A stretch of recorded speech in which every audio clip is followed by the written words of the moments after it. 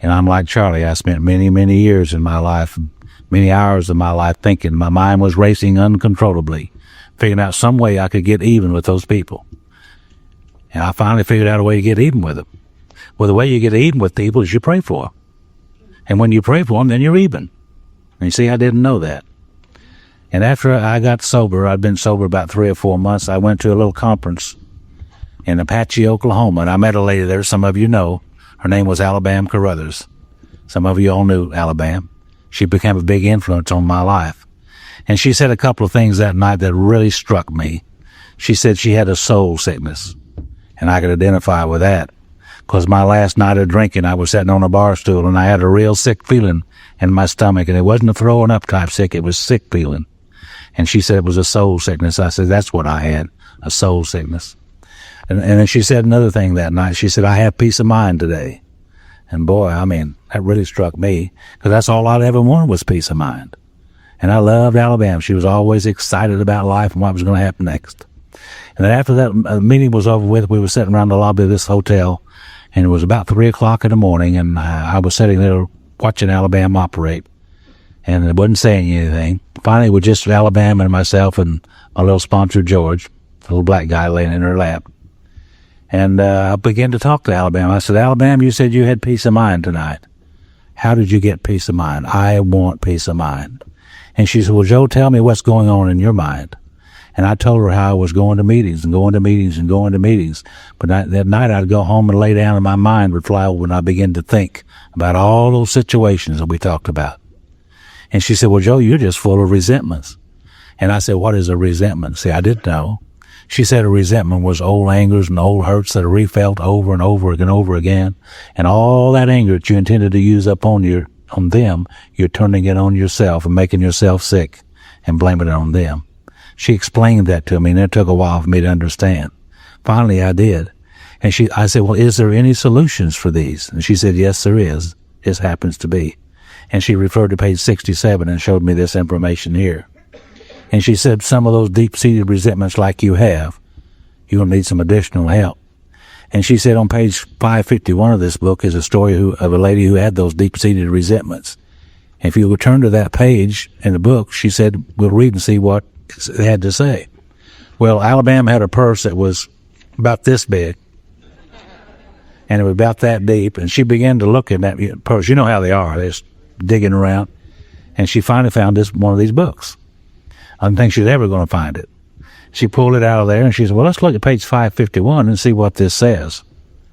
So I turned over page 551 in her book, and then on the third paragraph, she said, this book says that I've had many spiritual experiences since I've been in the program.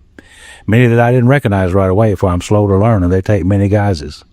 But one was so outstanding, I like to pass it on whenever I can, in the hope that it will help someone else as it helped me.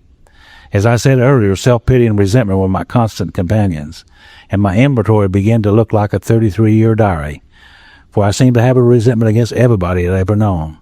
All but one responded to the treatment suggested in the steps immediately. All but one automatically began to disappear when she saw how dumb they really were. But this one posed a problem. It was against my mother, and it was 25 years old. I had fed it, fanned it, and nurtured it as one might a delicate child, and it had become as much a part of me as my breathing. It had provided me with my excuses for my lack of education, my marital failures, personal failures, inadequacies, and, of course, my alcoholism. And though I really thought I'd been willing to part with it now, I knew I was reluctant to let it go. One morning, however, I realized I had to get rid of it, for my reprieve was running out. And if I didn't get rid of it, I was going to get drunk, and I didn't want to get drunk anymore. In my prayers that morning, I asked God to point out to me some way to be free of this resentment. During the day, a friend of mine brought me some magazines to take to a hospital group I was interested in. And I looked through them, and a banner across the front of one featured an article by a prominent clergyman in which I caught the word resentment. Now, he said in effect, and here it is. He said, if you have a resentment you want to be free of, if you will pray for the person or the thing that you resent, you will be free. If you will ask in prayer for everything you want for yourself to be given to them, you will be free. Ask for their health, their prosperity, their happiness, and you will be free.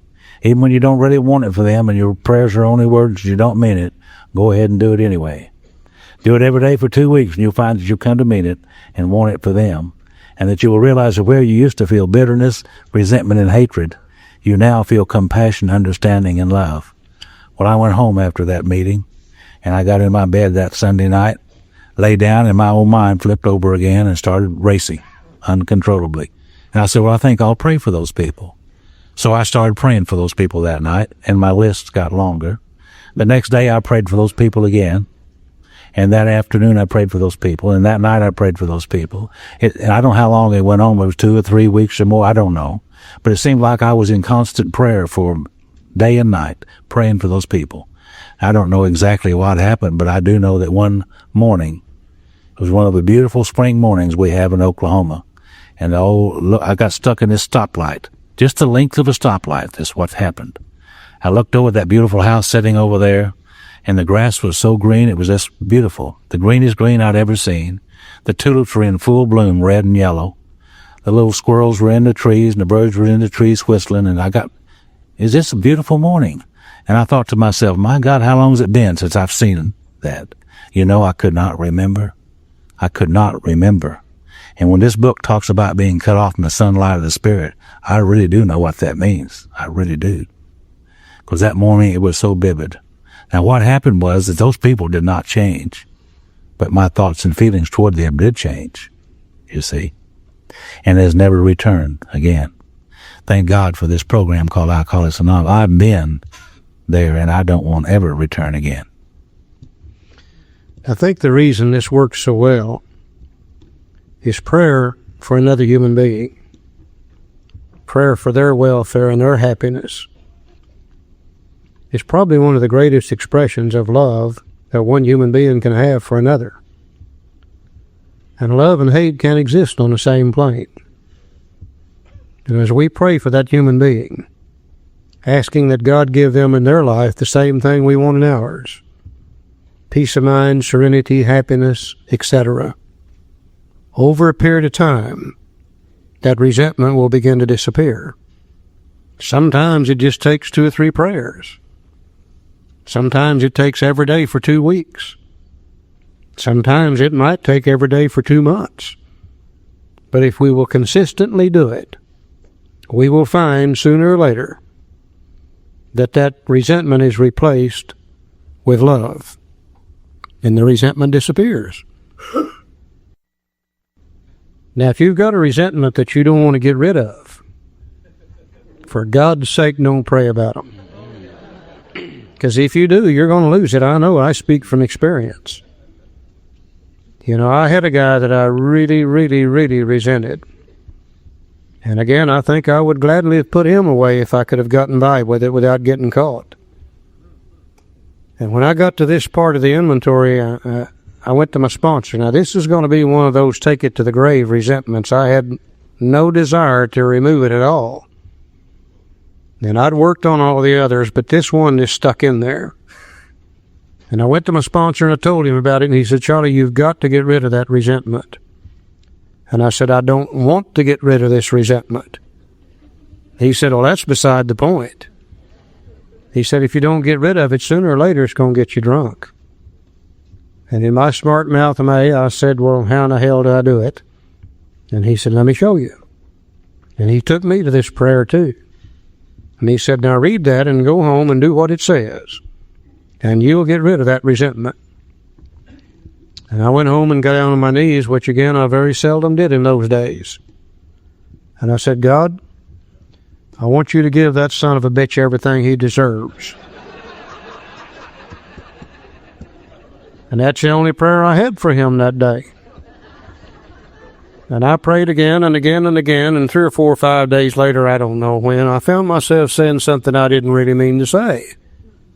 I found myself saying, God, give him in his life what I want in mine. The same peace of mind, serenity, and happiness that I seek for myself. And 4 or 5 or 6 or 7 days later, I don't know when, I woke up one morning, and that resentment was gone, completely gone. And it's never returned since that date. And I think the irony in the whole situation is it wasn't 30 days later. This guy moved in as my next door neighbor. this thing really does work. See, what I learned from this experience is that love is forgiving and love is forgiving, you see.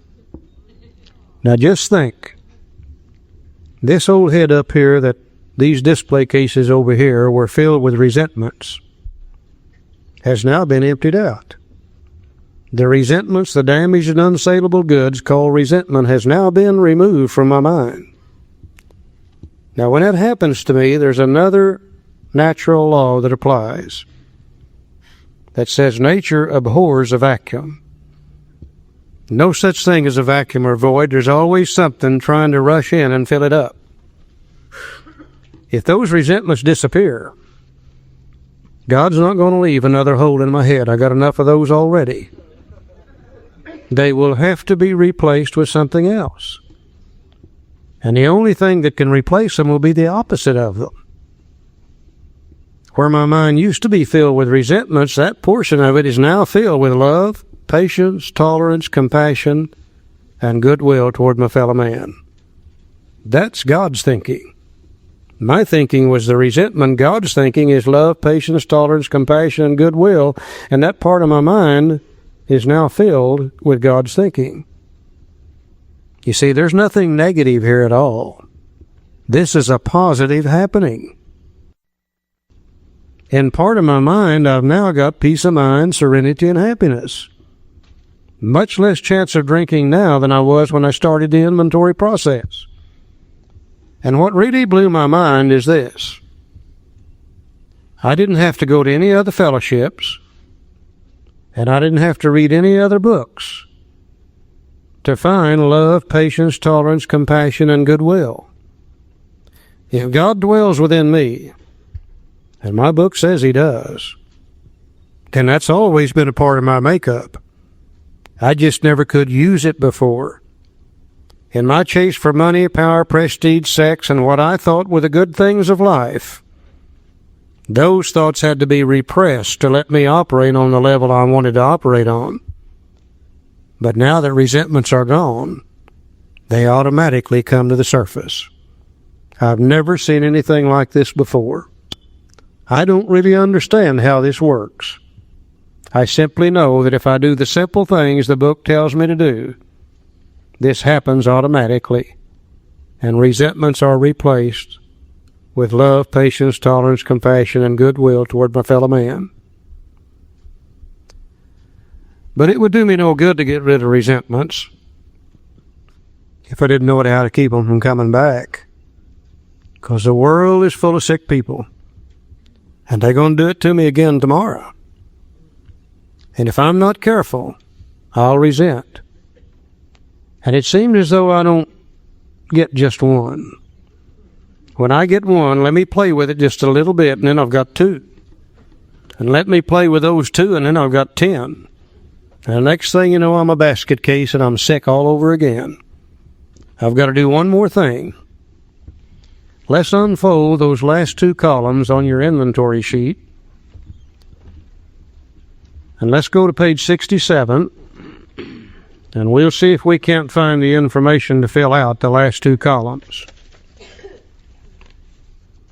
In the second paragraph on page 67, it says, referring to our list again. So you got to have a written inventory. This is the second time we've had to go back to it now.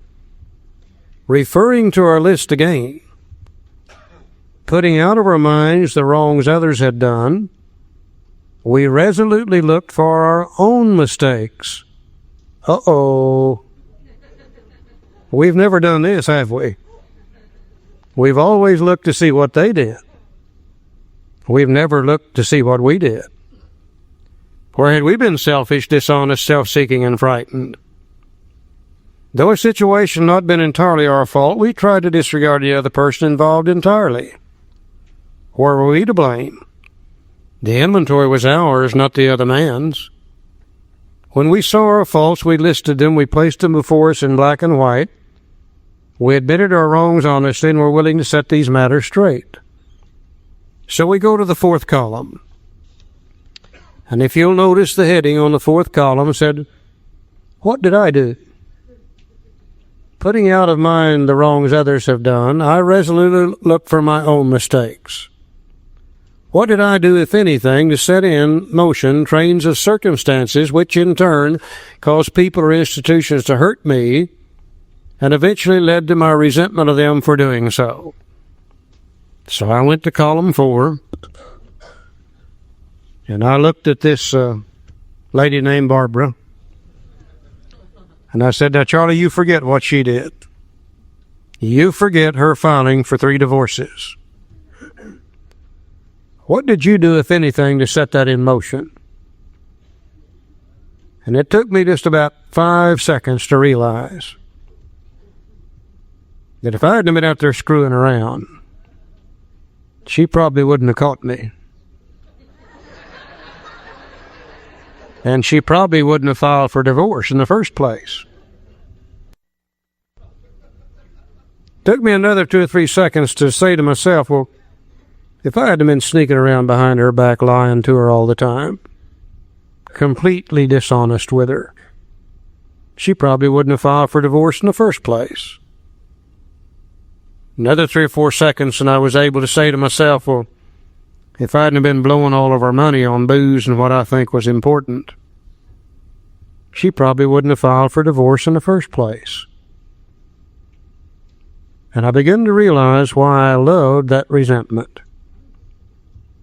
Because you see, when I could concentrate on her filing for divorce and play that over and over and over and over in my head, gradually distorting the picture every time I played it over, making what she did a little bit worse and what I did a little bit less, and let me play it long enough, I could gradually transfer all blame to her and make myself as pure as the driven snow. And it was all her damn fault in the first place. I thought, my God, Charlie, have you done that with any other resentments here? I looked at the Internal Revenue Service. I said, now forget what they're doing to you, trying to put you in jail. What did you do, if anything, to set in motion the fact they're trying to put you in jail?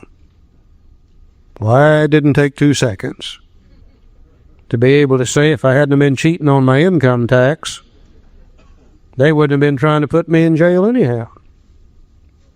And rather than look at what I had done to them, I had played it over and over and over and over, distorted the picture, transferred all blame to them, made myself as pure as the driven snow.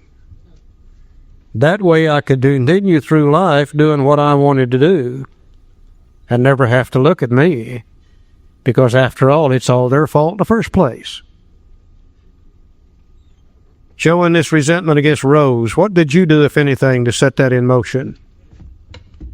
Charlie was out there screwing around, but I was committing adultery. Okay.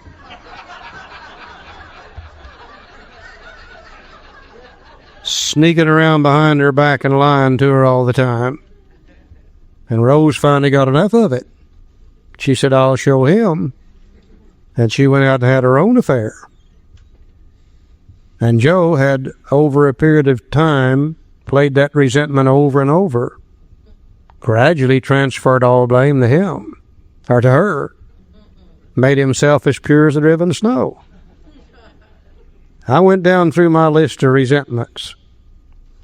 I never found a name on there that I hadn't done something to them to set this thing in motion, and I had resented it and played it over and over and distorted the picture, transferred all blame to them, made myself as pure as the driven snow. If you're a practicing alcoholic, you've got to develop these kind of skills. You know, we have a conscience. We're not drunken bums. We know the difference between right and wrong. And I don't think we could live with ourselves if we had to honestly see what was going on whenever we're out there doing our thing. But you see, we never have to see it because we've got this convenient thing called resentments that we play them over and over, distort the picture, and transfer all blame to others. And we men go from woman to woman to woman, And you ladies go from man to man to man. And we go from job to job to job. And we go from city to city to city. And we go from country to country to country. And it's always their damn fault. That's the only way we could live the kind of life we were living, by being able to transfer blame to others. And none of us realize how much we've been doing that until we take an honest look at these resentments and see the part that we played. Now, in the fifth column, you see the major character defects talked about in the big book. Where had I been selfish, dishonest, self-seeking, frightened, or inconsiderate? All other character defects stem from these. In the fifth column, I asked myself this question: which of the above character defects caused me to do what I did, or caused me to want to hold on to the old resentment even though I may have done nothing to cause it?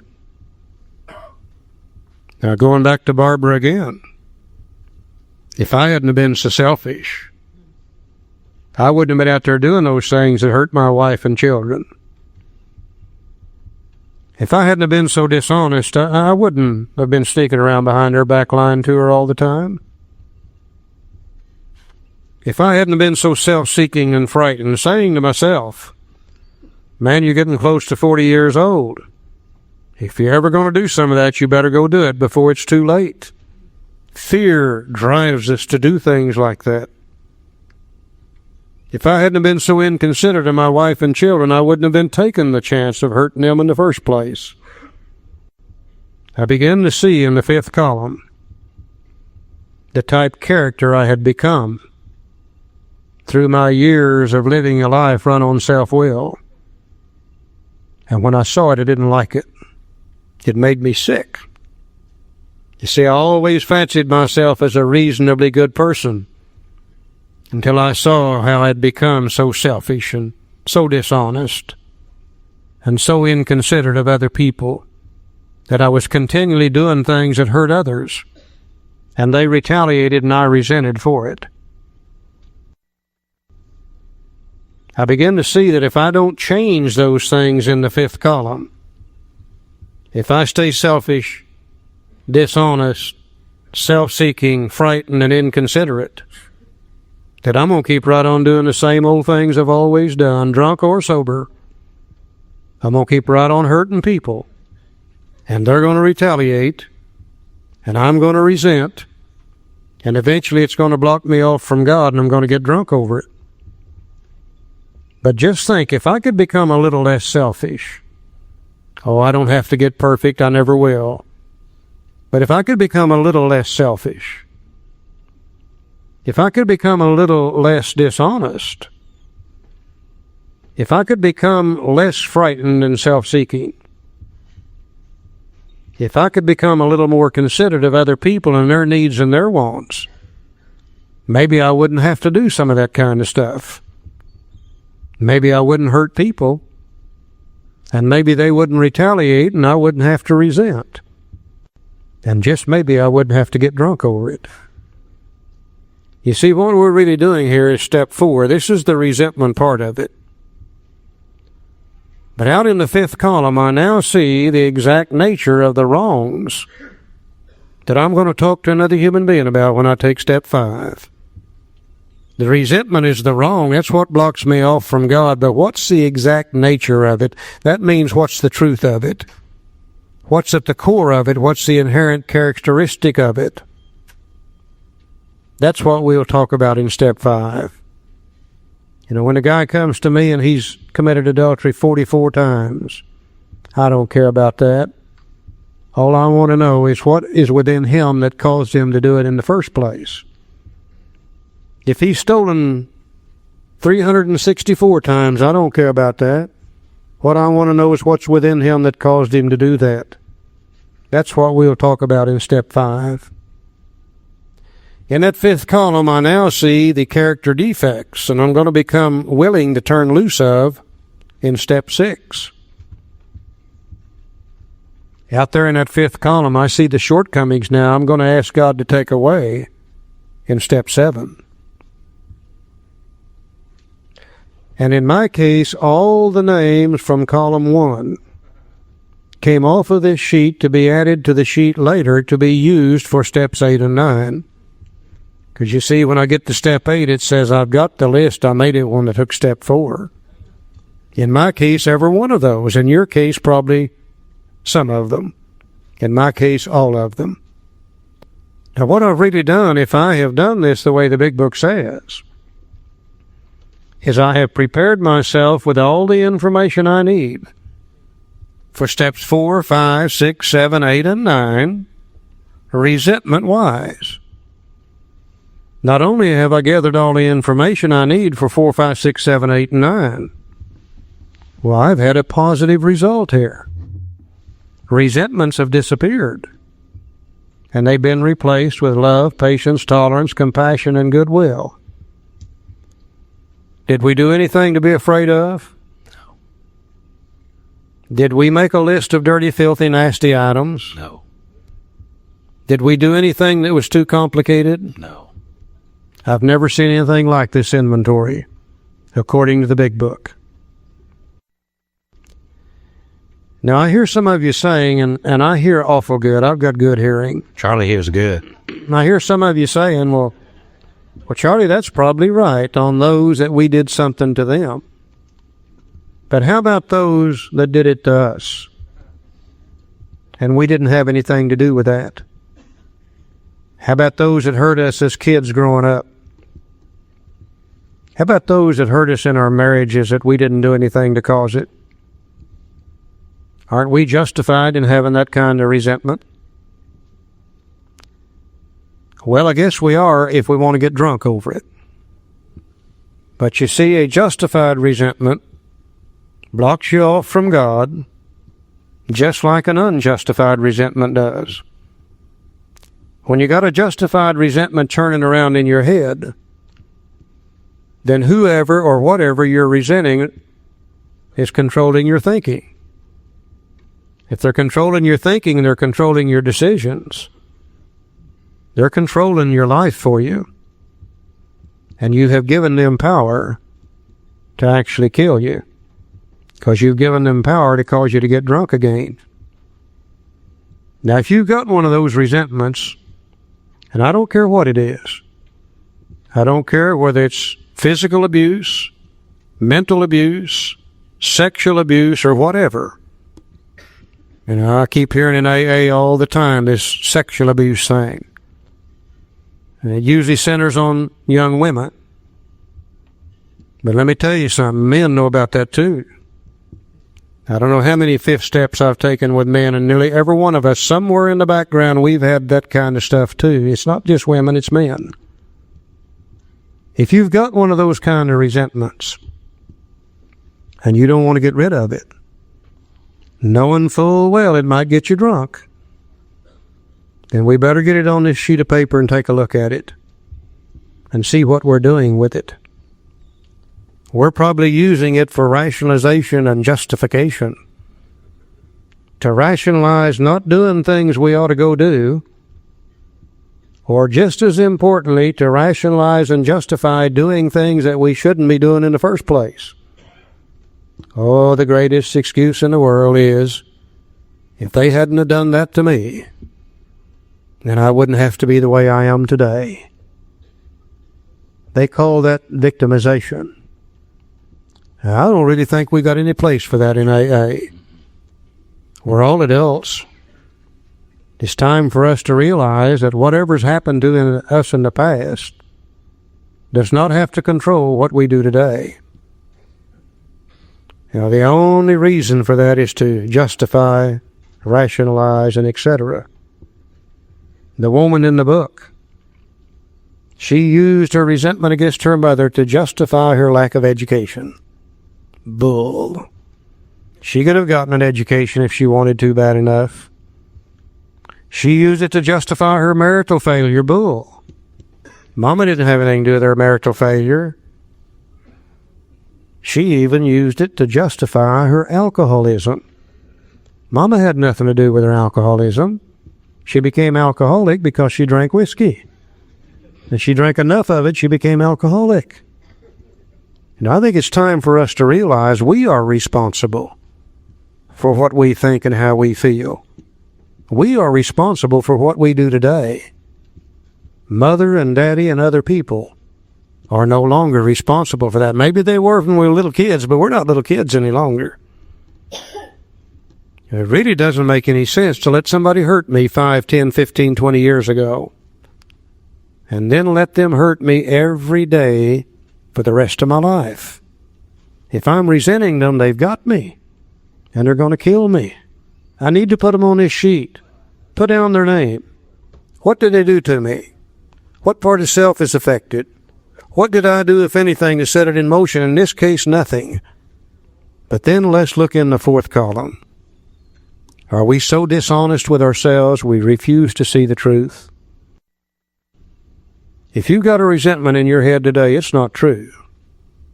I'm going to say that again. If you've got a resentment in your head today, it's not true. Oh, it was based on truth, and it's partially true. But if you've played it over and over and over, you've distorted it, and it's no longer true. Can we honestly look at it and see the truth behind it? Let's look in the fifth column and see if maybe we are so frightened of facing life without it. We refuse to turn it loose. Because, after all, if we turn it loose, then we've got to take responsibility for our own behavior. It's a hell of a lot easier to blame it on others. Are we so afraid of facing life without it, we won't turn it loose? Are we so inconsiderate of another human being that we fail to recognize that people who do those things to us, they're not necessarily bad people. They're sick people. They didn't necessarily do it to us. They would have done it to anybody in that position. If we could even begin to consider that, maybe we can start a forgiving process. Maybe we could straighten up a relationship with another human being before it's too late.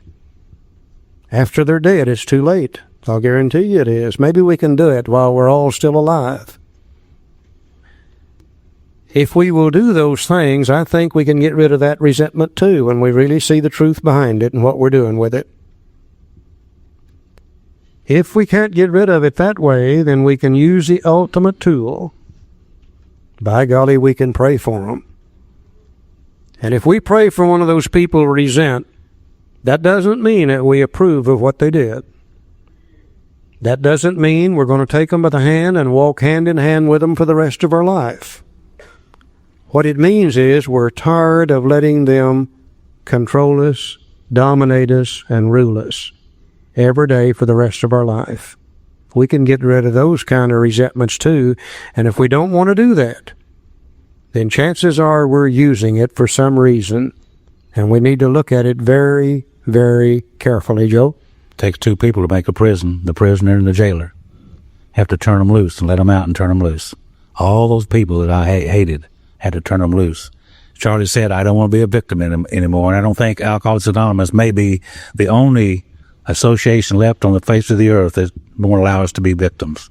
There's victims going on all out there. Everybody wants to be a victim of something, But we in AA won't let each other do that because we have a way out. When everything else fails, we can pray for them. They need the prayers, and we need to practice. I see in many AA meetings where we've gone into this group therapy stuff, and we sit around the table and we discuss what those people did to us, and we try to figure out why they did it. We'll never understand why they did it. The thing is, they did it. Then we start trying to discuss and figure out why it made us the way we are. We'll never understand that. The fact is, that's the way we are. The real question is, what are we going to do about it? Are we going to continue to let them kill us? Or are we going to get rid of that jazz? That's what AA is about. It's not to sit around and talk about problems. It's to sit around and talk about how do you solve the problems. And resentment is the number one problem for every alcoholic. And if we can get rid of them, then we're peaceful, happy, and free. Until we do, we'll never be free of it. We went through a process yesterday afternoon, the first part of the inventory process. There we learned how to look at our resentments, to take an honest, truthful, moral inventory. And as we listed those resentments, we begin to see the truth about them, really. The first thing we saw in column 1 is how many resentments we really did have, how much that blocked us off from the sunlight of the Spirit. The second thing we saw in column 2, it's not those people or institutions we resent, it's what they've done to us that we actually resent. The third thing we found out in column 3, it's really not even what they've done to us, it's how we choose to react to a threat to one of our basic instincts of life, which is going to determine whether we're resentful or not. So just in filling out those 3 columns, we learned some very valuable information. We also were able to see in the big book that resentments was an absolute waste of time. That whenever they're churning around in our heads, we're pretty well paralyzed from doing anything worthwhile. And we find that if we honestly look at them, most of us have spent literally thousands and thousands of hours in resentments. And as we look back at that time in our lives, we can see where they really never did do us any good. They never really straightened up a relationship with another human being, never made us feel better, only made us feel worse, never made us any money for sure. And as far as we can tell, it's absolute wasted time. But we also said that's not the worst thing about a resentment. The worst thing is it very effectively blocks us off from God. Blocked off from God, we don't feel good. We begin to become insane. We begin to think about taking a drink. Next thing you know, we end up drunk all over again.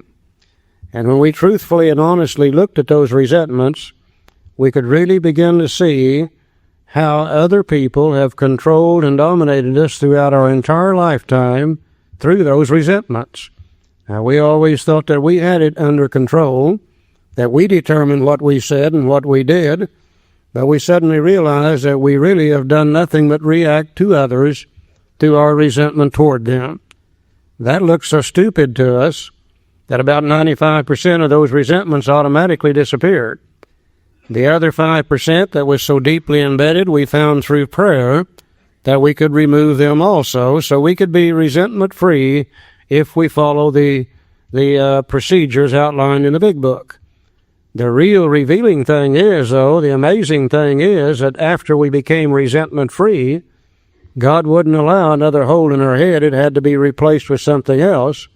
The only thing that could replace it was the opposite of the resentment. And where we used to feel resentment, we now feel serenity, a little peace of mind, a little happiness, compassion, goodwill, love. Those are all God's thinking rather than our individual thinking. And we found that that came to us automatically. Those things had always been a part of us. We just never could use them before. Now the resentments are gone, then God's thinking automatically begins to replace the resentment, and we're in much less chance of getting drunk now than we were when we started the process. We went back to the resentment sheet, and we looked at it from an entirely different angle now. We began to look at it to see what had we done to set that thing in motion, or what did we do we'd never looked at before. And in our 4th column, we found that in almost all cases, whatever the resentment was, we ourselves did something to set it in motion. And we hurt other people, they retaliated, we resented, we played the resentment over and over and over, distorted the picture, finally transferred all blame to other people. A good practicing alcoholic has to be able to do that. We just couldn't live if we didn't have that ability. So we really, in the 4th column, really did begin to look at the truth of the resentment to see the part that we had played. And in most cases, we ourselves set the ball rolling. We looked in the 5th column to see the exact nature of that resentment. The resentment was the wrong, but what was at the actual core of it or at the center of it? And in the 5th column, we found the type personality that we had developed through our years of living on self-will and living as a practicing alcoholic. And we found just about every time we had hurt anybody in the past, it was either through selfishness or through dishonesty or because we were self-seeking frightened or through inconsideration of other people. And we begin to see in the 5th column that if we don't change those things, we're going to keep right on doing the same things in sobriety that we used to do when drinking. We're going to continue to hurt people. They're going to retaliate. We'll resent and eventually get drunk over it.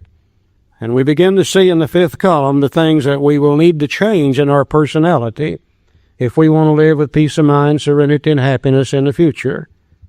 We summed it up by saying we were in the process of doing the resentment part of step 4. In the fifth column, we now had all the information we needed for steps 5, 6, and 7. And then the names in the first column, those that we had harmed, they come off of there to be added to the list to be used for 8 and 9 at a later date. So we really ended up in this simple little inventory with all the information we needed for 4, 5, 6, 7, 8, and 9, resentment-wise. Very positive thing took place. Resentments disappeared, and they were replaced with love, patience, tolerance, compassion, and goodwill. So there was nothing to be afraid of. There was nothing too complicated. There was not a list of dirty, filthy, nasty items, just a simple inventory.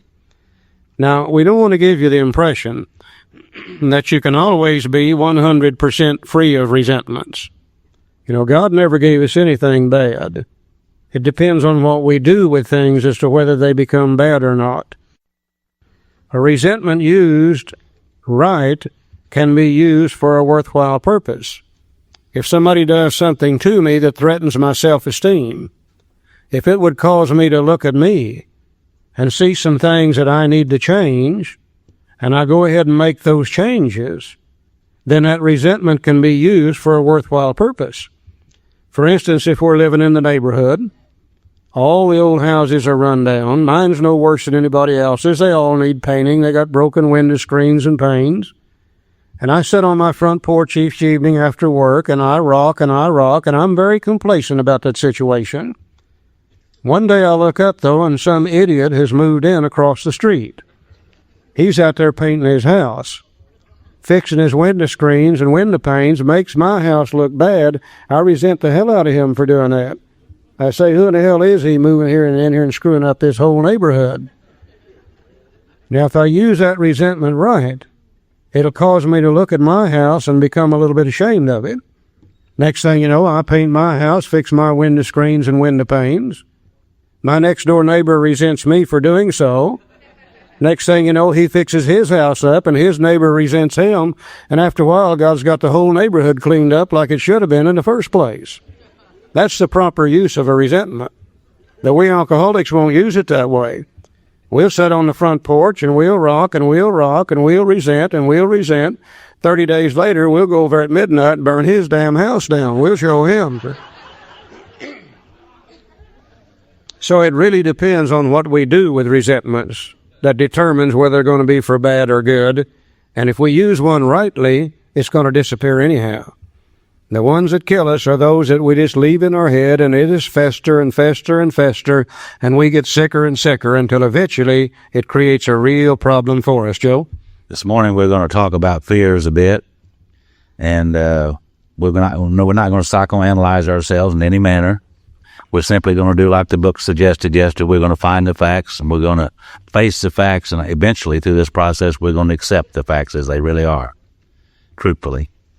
And it says also that when the spiritual malady is overcome, we straighten out mentally and physically.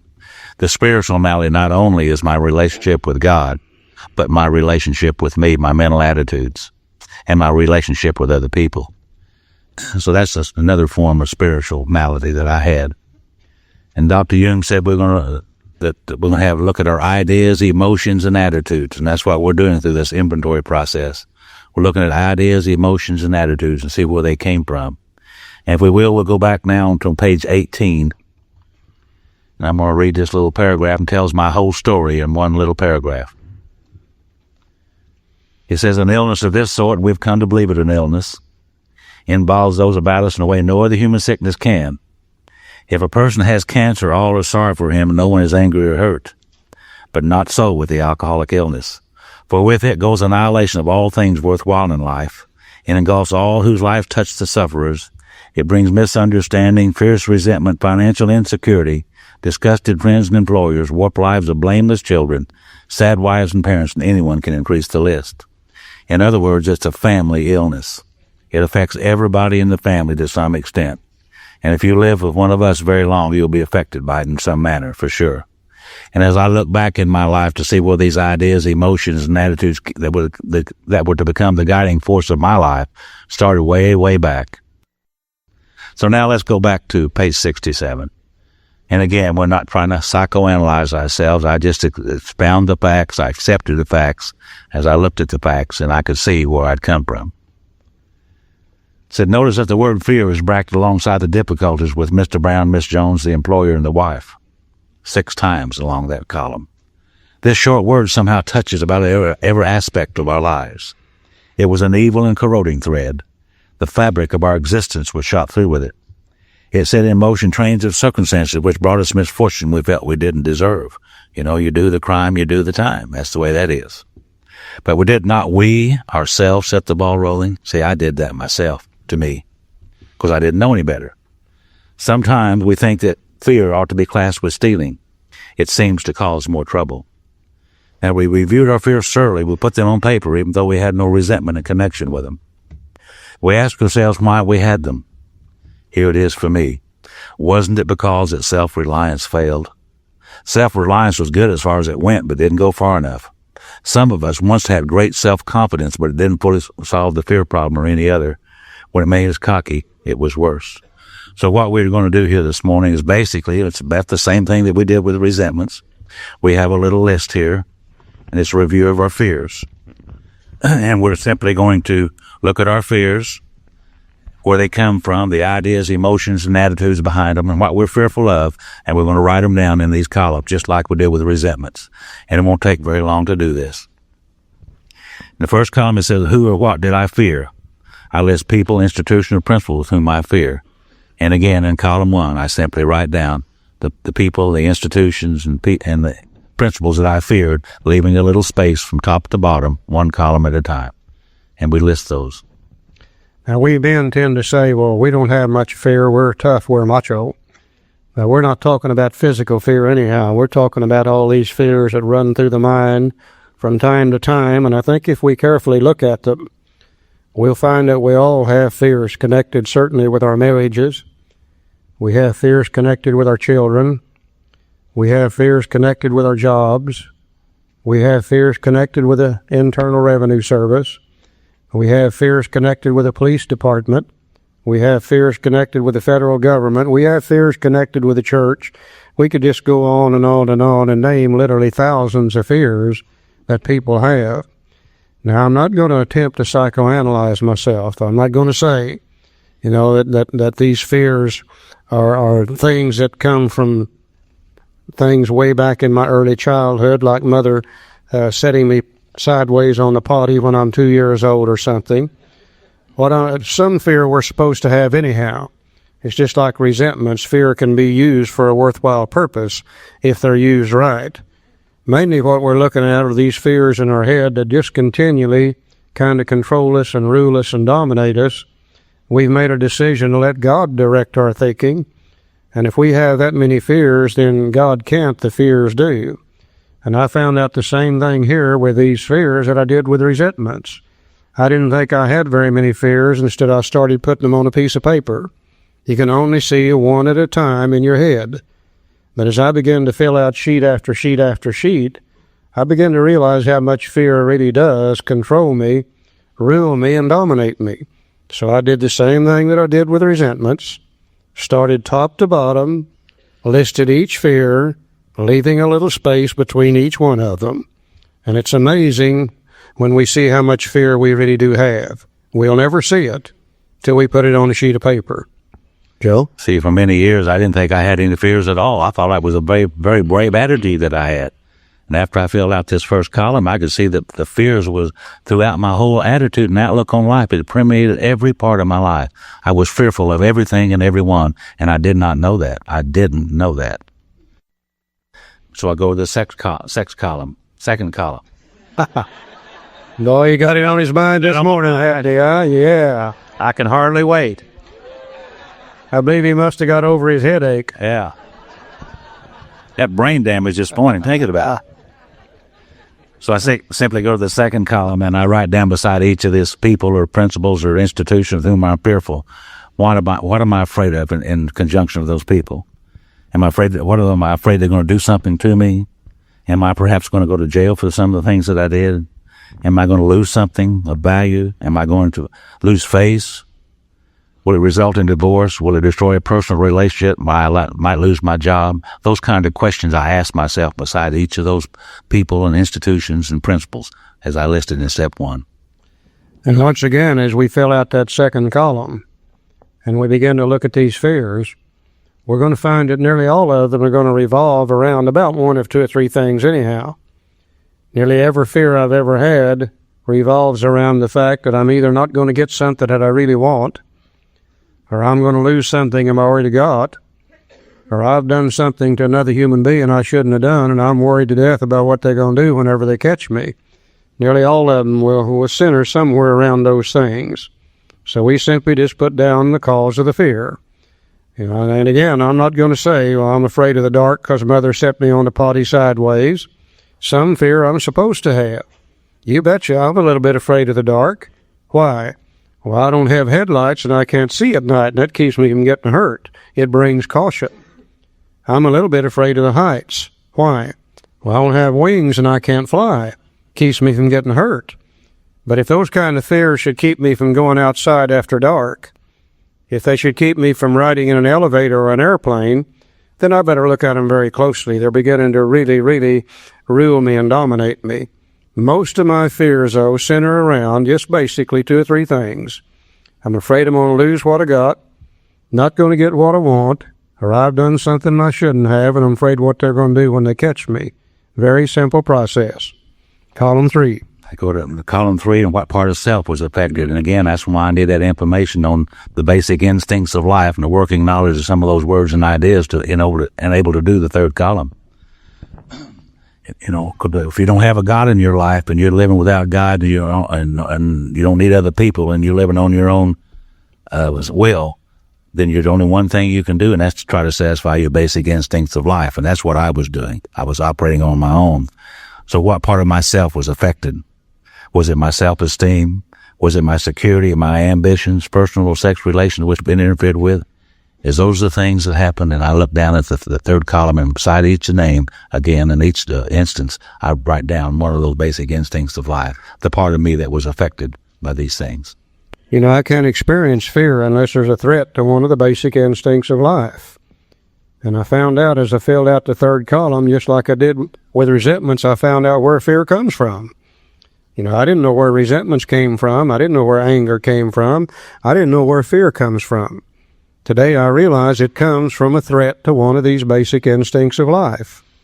And just like with a resentment, if my basic instincts are at the level that God intends for them to be, if my relationship with God is right, then you can do about anything you want to me, and I'm not going to experience fear because of it. But I'll guarantee you, if my instincts are not under control, my relationship with God is not right, then about anything you do or say to me is going to create fear. Absolutely amazing what we learn about ourselves just by filling out these simple little columns. Now let's go to the 4th column. Go to the 4th column, and we try to put out of our minds all these things that happened so far, and we write down, what did I do? What did I do to set the ball rolling? Did I do the crime to do the time? Yes, I did that. Was it when my wife was going to divorce me and I was fearful of it? What did I do? What were some of the things that I did? Well, I was uncaring for her. I didn't care about her, didn't consider her in any manner, in any way, and therefore I was afraid, and I didn't know that. See, I really didn't know that I was afraid of those things. It told us way back in step 3 that we invariably find that we've made decisions based on self, which later placed us in a position to be hurt. And we've made decisions trying to satisfy our basic instincts of life. And running on self-will, those basic instincts become insatiable things. We never get enough to satisfy them. And we're continually doing things that end up hurting and harming and creating other people. And then we got to be scared to death what they're going to do whenever they catch us. And even if they don't catch us, the guilt and the remorse eats us up here, just like with resentments. So we begin to look at the part we played, and we find that we did the same thing with fears that we did with resentments.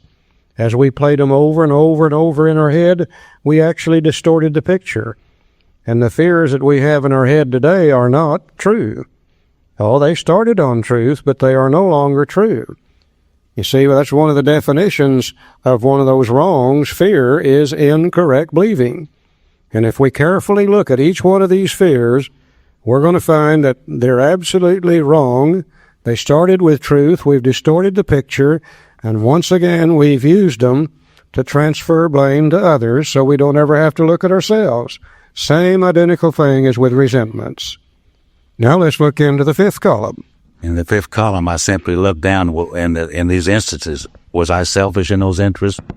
In those particular items, yes, I was very selfish. Because I was so fearful, I was selfish.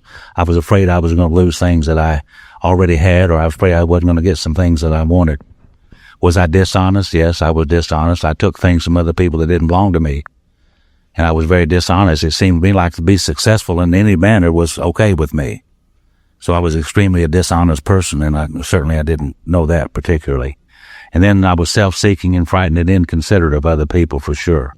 Because I wanted what I wanted when I wanted it, and I didn't make a damn how I got it, was the way I looked at my life. And if you got in my way, you just shouldn't have.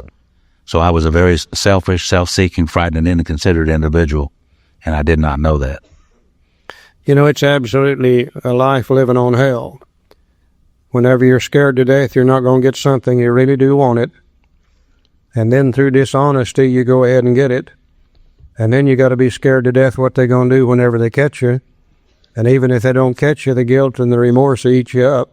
And our lives really do become an absolute living hell in trying to satisfy these basic instincts of life.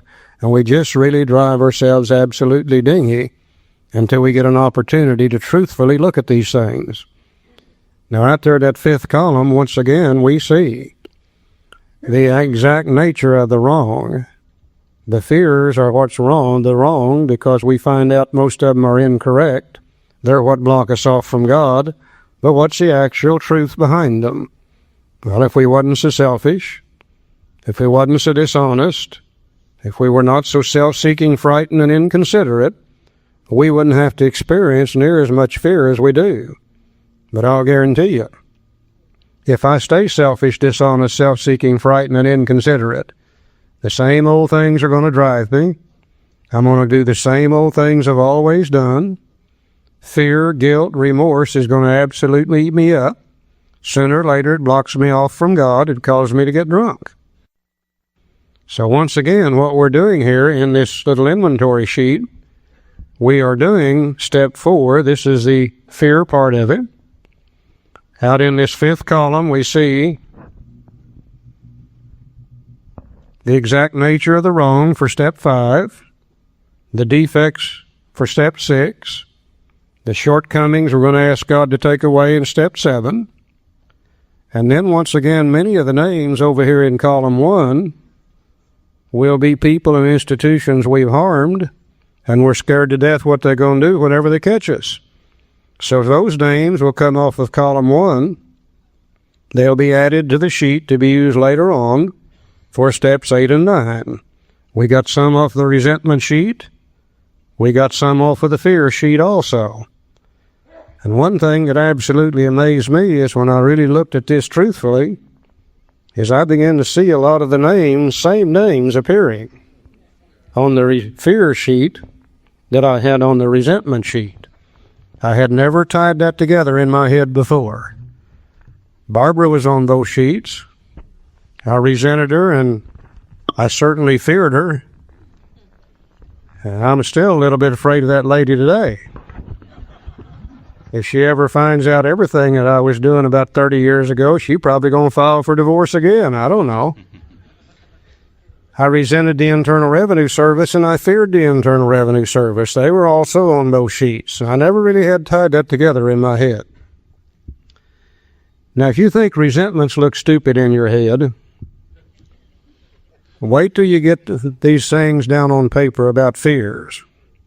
Now, fears look awful good in your head, but when you get them down on a sheet of paper, they really do look double dumb when you see the truth about them. Resentments look stupid. Hell, fears look even worse than that. And they look so dumb, about 95% of them are going to disappear anyhow when you see the truth about them. Once again, there's going to be 1, 2, 3, 4, or 5. It's been embedded in our minds so deeply, we're probably going to have a little help in order to get rid of some of those. We now come to the second prayer in the big book on step 4 regarding fears. You know, when I prayed for those people that I resented, my ideas, emotions, and attitude toward them changed. They didn't change, but I did. Now, prior to this idea about these fears, my whole attitude and outlook upon life was involved in these fears. I had fears in every area of my life and didn't know it. Because I hadn't had a God in my life either, but I've took step 3 and I've got God in my life. And now I'm on a different basis. And the book says perhaps there is a better way. We think so, for we're now on a different basis, the basis of trusting and relying upon God. We trust our infinite God rather than our finite selves. We're in the world to play the role He assigns. Just to the extent that we do as we think He would have us and humbly rely on Him, does He enable us to match calamity with serenity. Now, we never apologize to anyone for depending upon our Creator. We can laugh at those who think that spirituality is the way of weakness. Paradoxically, it's the way of strength. The verdict of the ages is that faith means courage. All men of faith have courage. They trust their God. Now, we never apologize for God. Instead, we let Him demonstrate through us what He can do. Here's more prayer. We ask Him to remove our fear and direct our attention to what He would have us be. And at once, we commence to outgrow fear.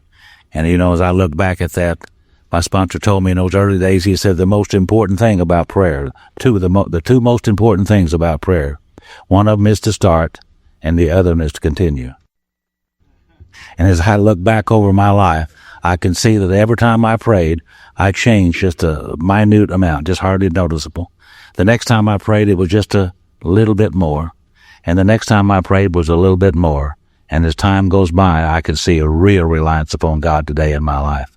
It wasn't that way in the beginning. But when I started trusting and relying upon God rather than myself, then those fears began to come away from me. They weren't as intense as they had been. And they began to get in the area where God intended for them to be. And at once, I commenced to outgrow these fears. You know, we hear always about the promises on page 83 and 84. We never hear about the promises that are spread throughout the entire book. And I think one of the greatest promises to be found anywhere in the book is what Joe just read. We ask Him to remove our fear and direct our attention to what He would have us be. At once, we commence to outgrow that fear. Now, we can take these deep-seated fears, just like deep-seated resentments, through prayer on a daily basis, asking God to take this particular fear away from me, direct my attention to what He would have me be instead of that, and at once I commence to outgrow that fear.